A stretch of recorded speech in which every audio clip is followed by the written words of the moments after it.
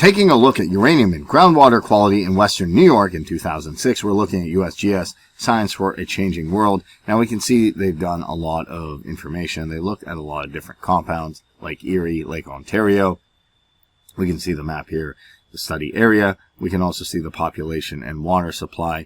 What's interesting to see is the different methods. A total of 33 wells were selected for sample collection. 15 were finished in sand and gravel aquifers, 18 were finished in bedrock, and 15 wells tap and sand consisted of 6 production wells and 9 private residual wells, and 18 bedrocks consisted 1 production well and 17 private residential wells. And they took groundwater quality and they looked at different things. They looked at calcium, magnesium, potassium, carbonate, chloride, fluoride, hardness, alkalinity, and residue.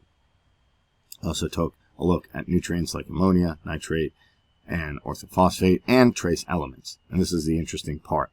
And the most commonly detectable trace elements were barium, boron, copper, lithium, nickel, zirconium, all of which were detected in samples.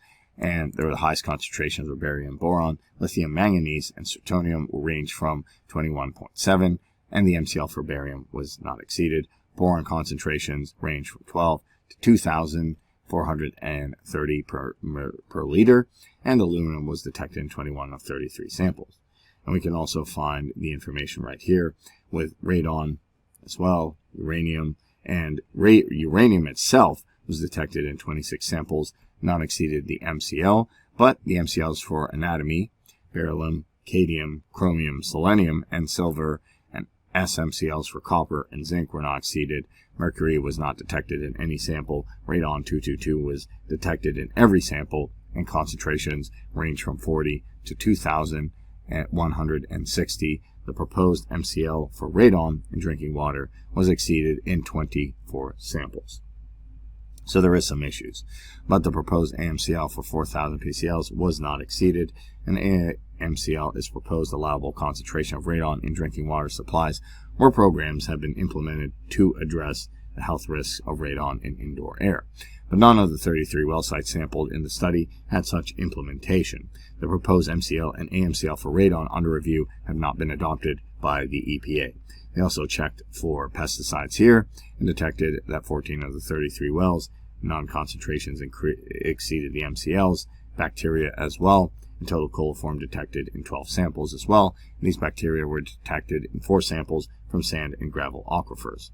So what's the summary in short? The USGS cooperation in part with the Department of Environmental Conservation, the EPA, did the assessment, and they found collected from 33 production wells, private residential wells throughout the western New York, August from December to 2006. They were analyzed for 5 physical properties, 219 constituents, included inorganic major ions, nutrients, organic carbon, trace elements from radon 222, VOCs, phenyl compounds, pesticides, and bacteria. So the cautions were detected in the highest concentrations were calcium, magnesium, sodium ions, but were detected in the highest concentrations were bicarbonate, chloride, and sulfate. And predominant nutrients were nitrate and ammonia, but no exceeded the MCL. And 18 pesticides, including 9 pesticide degradates, were detected in water from 14 of the 33 wells. So while there isn't alarming things in the water, there's a lot of issues still to be taking a look at. So when it comes to taking a look at your water, there can be a lot of issues from pesticides, bacteria, heavy metals, things like uranium. It's always a good idea to periodically test your water based on this quality report.